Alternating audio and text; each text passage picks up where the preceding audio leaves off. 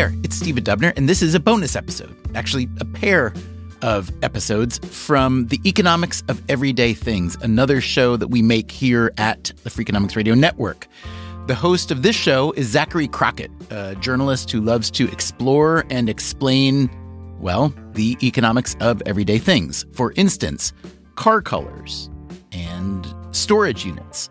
I am hoping that after you hear these episodes, you will start listening every week to the Economics of Everyday Things, which you can find on any podcast app.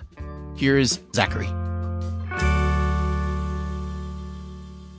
Like a lot of men his age, my dad likes to talk about how everything used to be better. Shoes used to last longer. Musicians used to be more talented. Movies used to cost a couple bucks. And cars? They just had a lot more character. My first car was a 1965 Chevy Impala. And this was a real car. It was a real car I bought from a neighbor. It had 25,000 miles on it, and I paid $400 for it. I mean, the personality that it had. Every detail about it. The headlights, the taillights, the fender, the bumper, the doors. You could punch the 65 Chevy and you'd break your hand. As Tom Crockett tells it, a big part of that character was the multitude of colors that you'd see on the road back in the 1960s and 70s. In the old days, we had variations of green and variations of brown, tan colors. There were light blues, lots of different shades of blues. My Uncle Guy had like a canary yellow Cadillac. He'd drive it with the top down. But these days, he says, it seems like all the cars on the road look the same.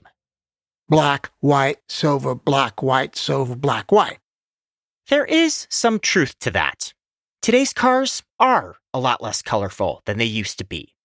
80% of vehicles sold in North America are now what's called achromatic: white, black, gray, or silver. That's up from just 36% 50 years ago. Now, if you're like my dad, you might say that the automobile industry has lost its flair. But according to car color designers, there are more color options than ever before. It's just that those mundane tones are what today's young buyers actually want. We know that boomers and Gen X are definitely looking for some of those pops of color, so they're more interested in like the tangerine orange. And we found that millennials are gravitating to gray. For the Freakonomics Radio Network, this is the Economics of Everyday Things. I'm Zachary Crockett. Today, car colors. For the earliest mass-produced cars, paint was more of a practicality than a form of expression.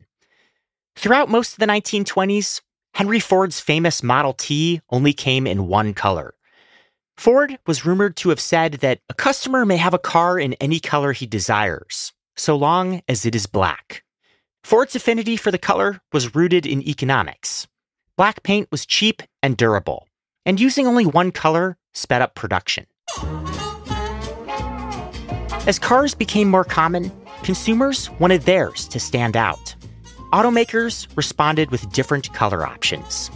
In the 1930s, the first metallic finishes hit the market. They were made out of fish scales, and it took 20,000 herring to make a pound of paint. In the 1950s, you could find cars in pink and turquoise. The 60s and 70s were populated with yellow and green muscle cars. And by the 1980s, vehicles came in just about any color you could dream up. The 80s was a very colorful decade. There was a lot of green cars, red cars, blue cars. That's Mark Gutjahr. He's the global head of design at BASF, one of the largest car paint manufacturers in the world. And achromatics, the colors that are black, gray, and white, and silver, they were not so dominant. But Gutjahr says that around the beginning of the millennium, car colors became a lot less colorful.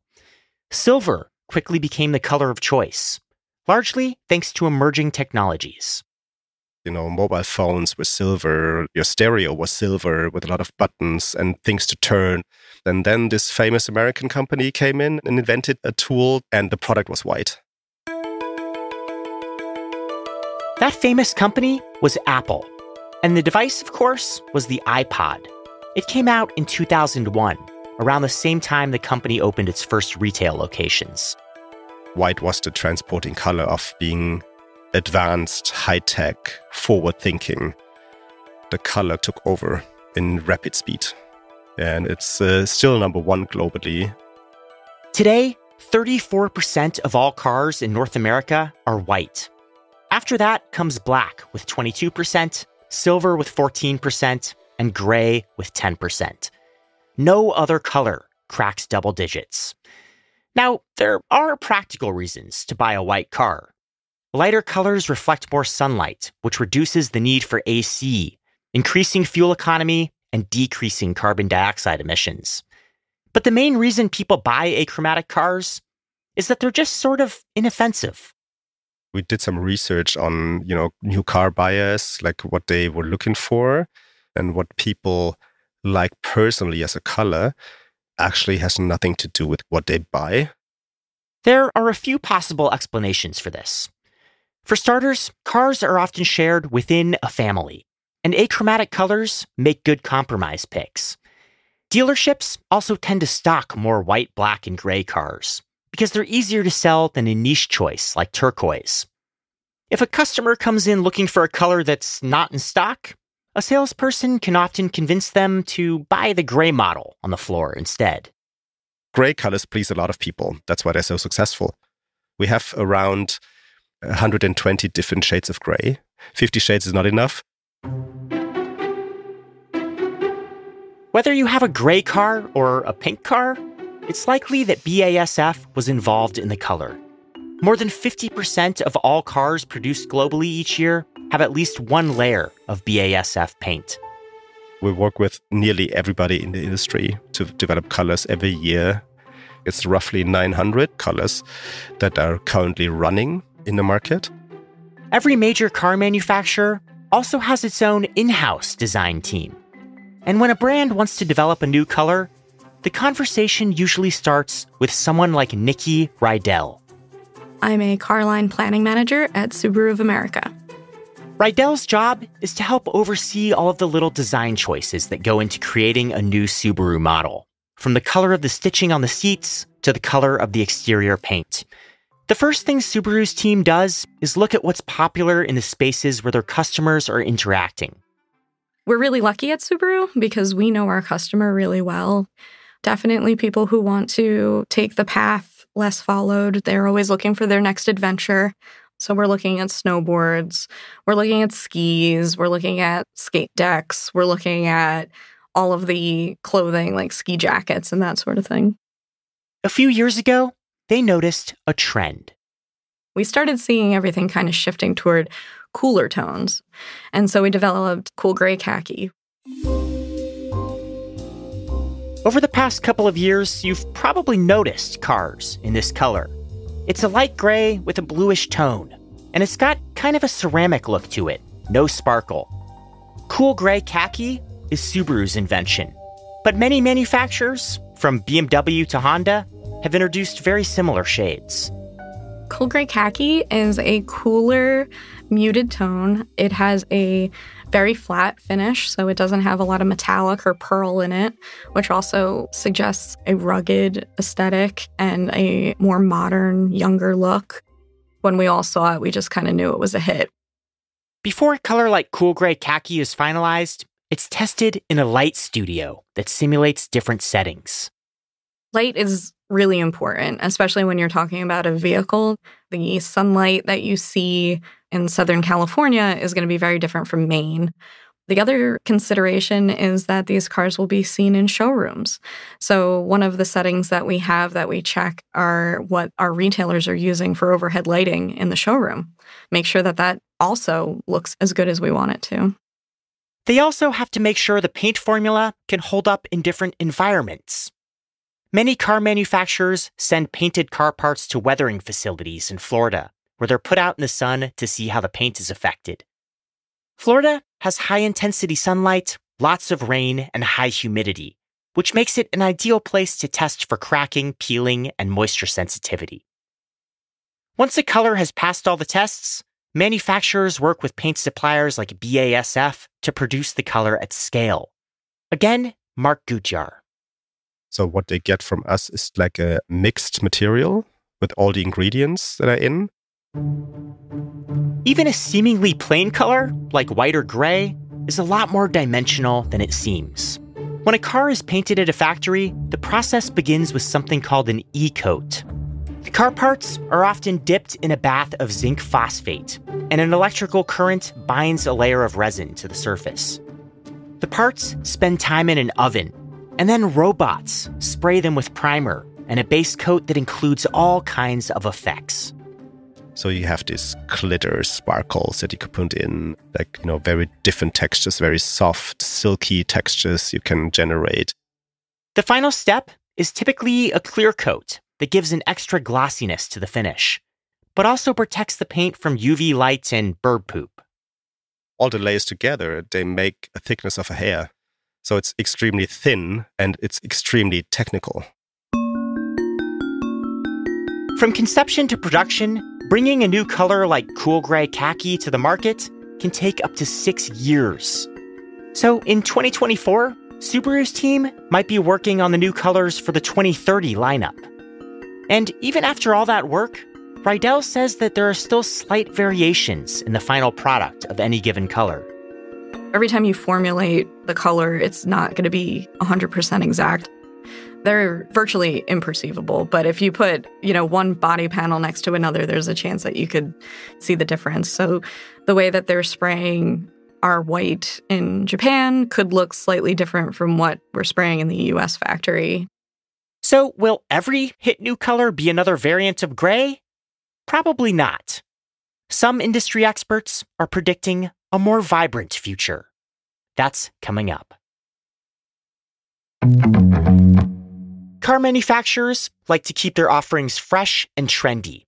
So most new car colors only have a lifespan of 3 to 4 years, even when people love them. During its run from 2018 to 2023, Subaru's cool gray khaki accounted for around 18% of sales for the models that were available in the color. If you go to Subaru forums, you'll still find customers singing its praises. But in the end, it was phased out to make room for its successor, an earthy shade called Alpine Green. Nikki Rydell says Subaru fans are a little more open to bold colors than the typical car buyer. We're able to sell bright blues and greens and orange colors.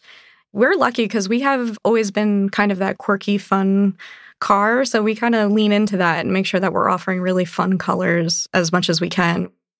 Take, for instance, a color called Geyser Blue, which debuted on some of Subaru's 2022 models. We took blue and mixed a little bit of green into it. Green is not usually a great seller for cars, but Subaru does it really well. And then we took all of the metallic flake out, so that it kind of psychologically signifies that it's more of a rugged off-road color. It's beating out black, white, gray, and that's pretty tough to do, yeah. Cars are an expensive product, and color has a big impact on sales. So, car companies like Subaru have to make sure they produce the right amount of models in each color. We don't want to have too many colors in the lineup. We have to make sure that we've got just enough choice so that our owners can kind of pick what they want and personalize their car, but not so many options that we can't get the car to the right place, to the right customer. Subaru keeps a close eye on data from dealerships. If they see demand for particular shades slowing down, they adjust accordingly on the factory lines. And dealerships tend to keep reliable colors like white, gray, and black on hand. It's a lot easier to convince somebody to buy a white car than it is a bright orange car.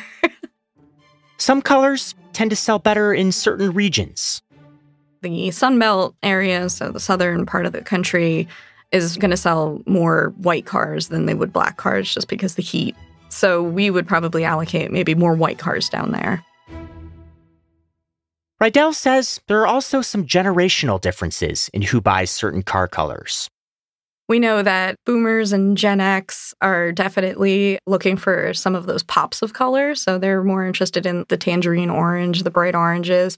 And we found that millennials are gravitating to colors that are closer to like the cool gray khaki. They're always attracted to more muted colors compared to other generations. But even millennials are starting to come around to more colorful cars. I think we've maybe bottomed out on minimalism. And I think people are starting to look for character now and personalization. Some research has suggested that there's a correlation between car colors and how the economy is doing. Somber tones like gray and black rise during times of hardship. And when things are looking up, brighter colors tend to reemerge. At BASF, Mark Guchar has noticed a slight shift away from the dominant achromatic colors. What we see is a huge diversity in colors. So there's more and more color shades coming in. The last year's production showed in every region of the world purple, violet colors. And that was something really not there for a long, long time. Nearly every car brand on the market has experimented with an adventurous color or two in recent years. Fiat Chrysler offered the Jeep Wrangler in what they call snazberry, kind of a reddish maroon. Toyota released a 4Runner SUV in an extremely vivid voodoo blue. BMW had Sao Paulo yellow, which looks like a highlighter. Colors like this can raise the price of a new car. There are different pigments, and pigments vary in cost. There's also the application process. If it's a single coat, dual coat, or a tri-coat, there's all different effects. So we call a metallic, a pearl, or a silica finish. Every time you add another layer of paint, you're adding time to the line. These bolder colors may cost more, but they could also pay you back in the long run. The vehicle search engine IC Cars analyzed pricing data on more than 1 million used cars and found that color has a surprisingly strong impact on resale value. The colors that retain the most value? Yellow, orange, and green. But at least for now, most car buyers still spring for the less exhilarating hues. And a few years ago, when he found himself in the market for a new car, even my dad, Tom Crockett, joined the club. I bought a used 2014 Subaru Impreza. What color did you get? I bought a white car because it was the only used car on the lot. Believe it or not, I actually like the color white. The only problem is, now when I go out look for my car, I have to sort through multiple white cars to make sure that I'm getting in the right car.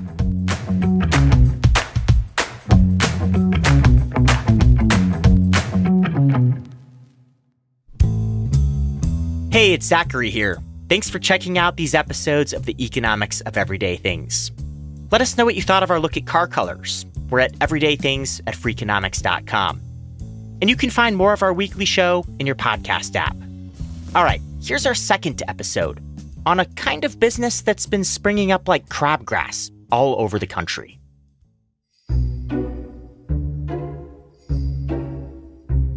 When Kara Kaloji went through a breakup 6 years ago, she had to move out and get a place of her own.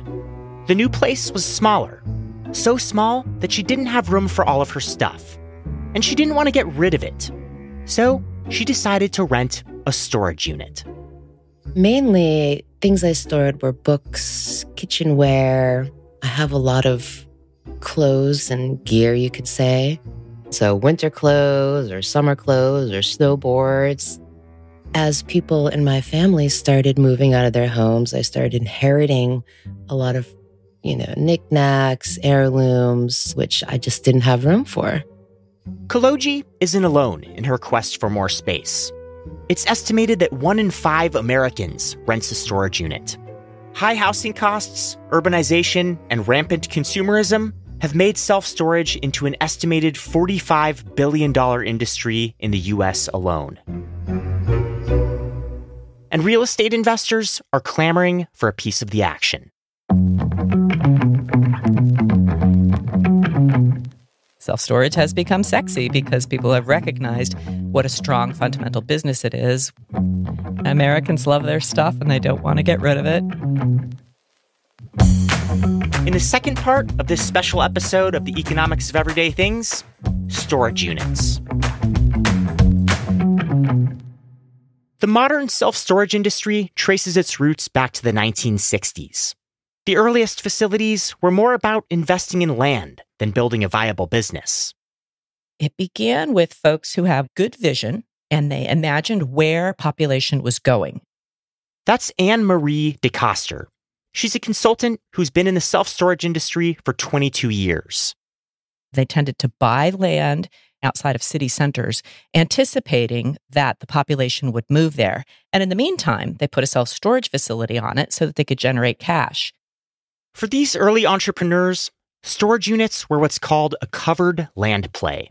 You buy some cheap land not too far from a growing population center and wait until there's enough people nearby to build a hotel or a shopping mall. In the meantime, you need to cover taxes. So you set up a business that's cheap to operate and brings in a little cash, like a storage facility.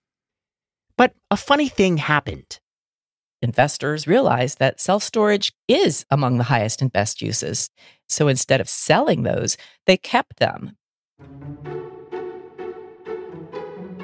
Today, there are around 52,000 storage facilities in the United States, more than 20 million individual units. About 2/3 of those facilities are owned by small to mid-size operators.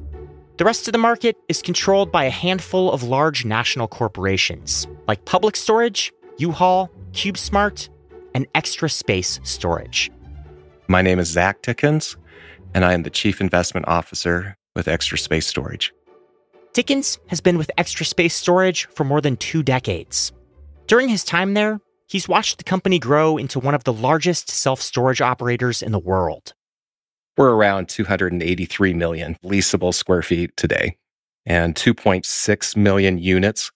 Those units vary in size. On the lower end, some are just 25 square feet. Those are generally good for someone like a college student.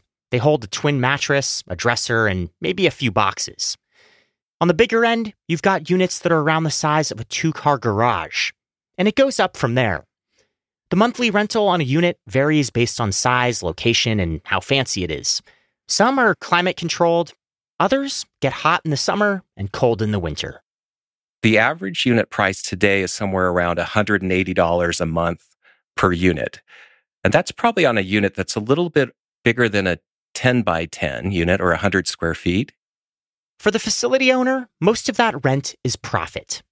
Operators have to pay for things like property tax, insurance, and utilities. And many facilities have a manager on site during business hours.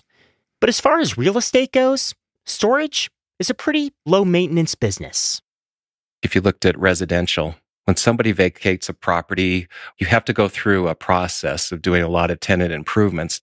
Whereas on the storage side of it, you simply roll up the door, they take their belongings, and we sweep out the unit, and it's ready to rent for the next person. It's also a business in constant demand. Around 9 out of every 10 units tend to be occupied at any given time. And tenants are easy to replace when they vacate. If you are in a retail space and you have an anchor tenant go out of business, like a Bed Bath & Beyond or some of those that have had issues, it changes your economics dramatically. Whereas if you lose 1 or 2 storage customers, it's a small loss to the property and we can quickly replenish that with another customer. Most self-storage units are offered on month-to-month leases. Dickens says that most people think they'll only have to use a unit for a couple months, but they'll actually end up staying much longer. They typically stick around 14 to 16 months on average. A move into a storage unit often revolves around some kind of major life event. Self-storage consultant Anne-Marie DeCoster says it could be a college student graduating, a military officer being deployed, or a family moving into a new home. People need storage when they're in transition. When life events happen like having babies, or maybe their parents are growing elderly and they need to move in with you. When divorce happens, often there's a period of uncertainty and transition. When people move, they need storage. They're going to sell their home. They have to get the clutter out, so they rent storage. But another large chunk of the customer base is people who simply don't have room to store all of their stuff. We find a lot of use between people that are renting because they don't have a lot of space within their apartments. And, we're like an extension of their apartments where they can store their holiday belongings, their decorations, and all that. This is especially true of millennials, who now make up the largest share of storage renters in America. Baby boomers, they tend to store memories. They store grandma's living room furniture or china. They don't visit that stored property very often. But millennials and Gen Z, they tend to use self-storage as an extension of their home. They leave in the morning, they get their kayak, they go kayaking, they come back late in the day, and they put it back in the storage unit because they don't have any place else to store it. With the rising cost of housing, many renters are downsizing. Across the nation, the size of new apartments in urban centers is also decreasing, partly because developers are building more studio apartments. At the same time, Americans are buying more stuff than ever before. It's the American love affair with their stuff that creates the demand for self-storage. We are a wealthy country with a lot of things, and we want to keep them. So what exactly are all of these things that people are storing in their units?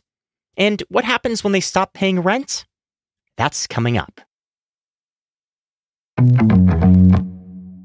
During his time at Extra Space Storage, Zach Dickens has seen people use storage units for all kinds of things. You see a lot of couches, that sort of thing.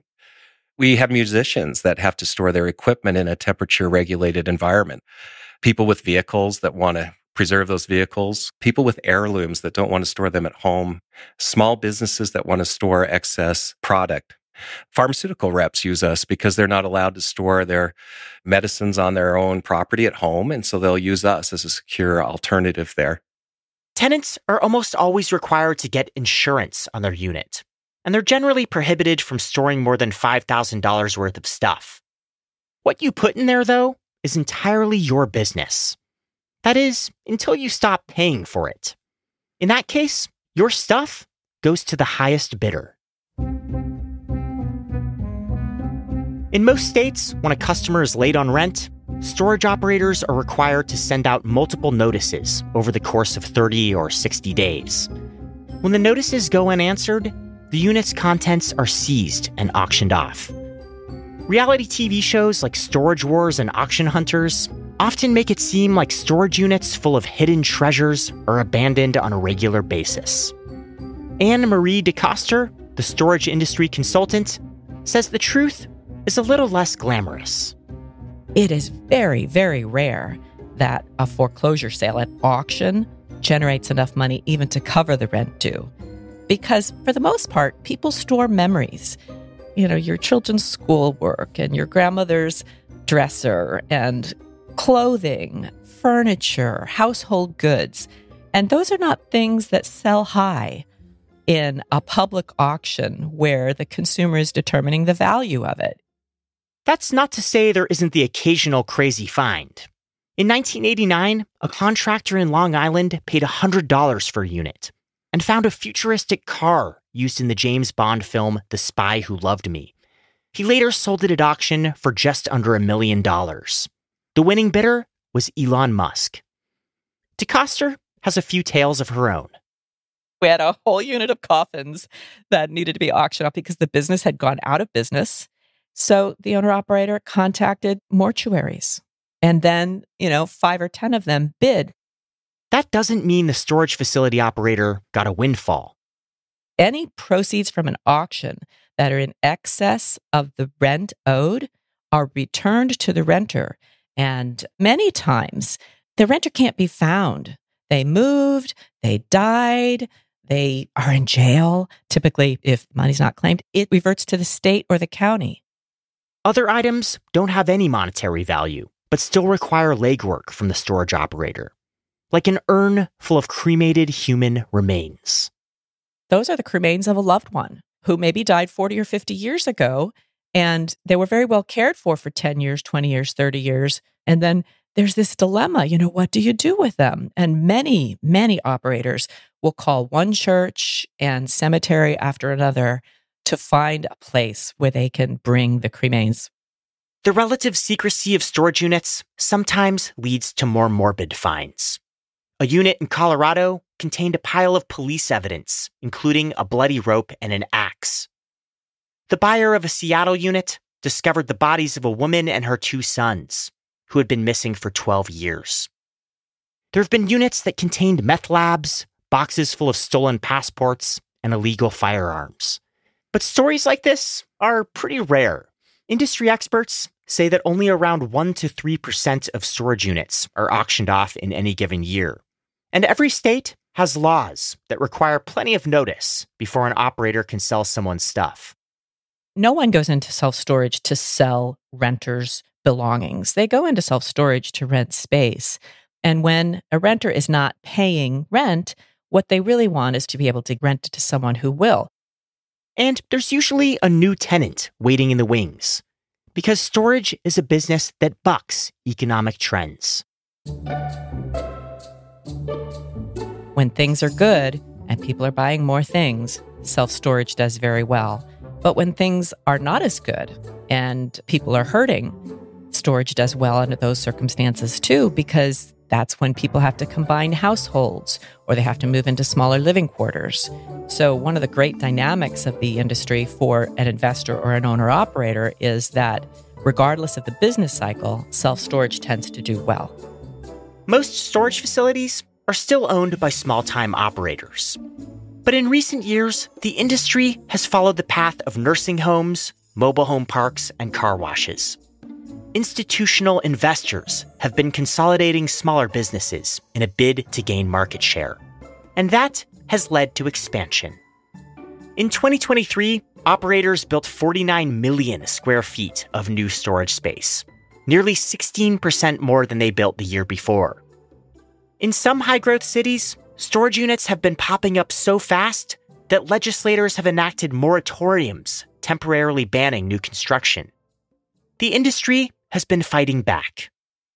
I think it's short-sighted to try to prevent self-storage development. It's a great way to use space that's not otherwise used. The triangular-shaped piece of land that has a funeral home on one side and a 55-plus community on the other side and a retail business on the third side, that's a great opportunity for self-storage because they don't have to be a specific size or shape. Storage units may be a symptom of overconsumption, high housing costs, and shrinking apartments. But for tenants like Kara Kaloji, they're a home away from home. A place to put all of the things we don't really use, but can't seem to part with. You're not getting a house, and even if you are, you're sharing living space with another person.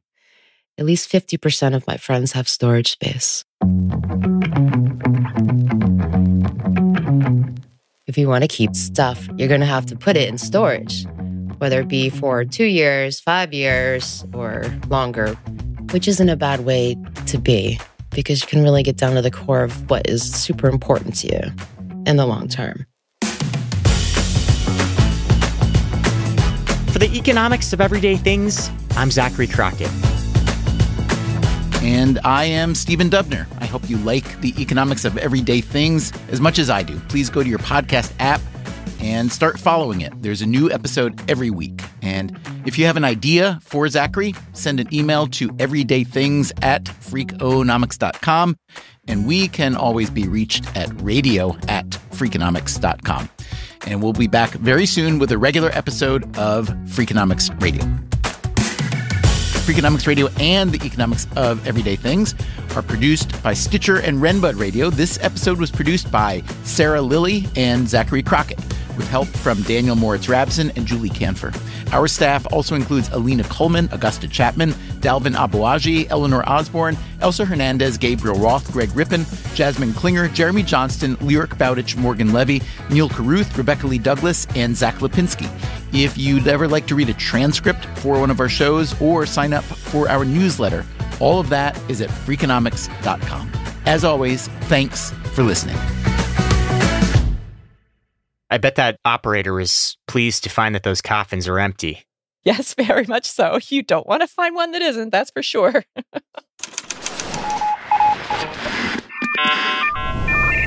The Freakonomics Radio Network, the hidden side of everything. Stitcher.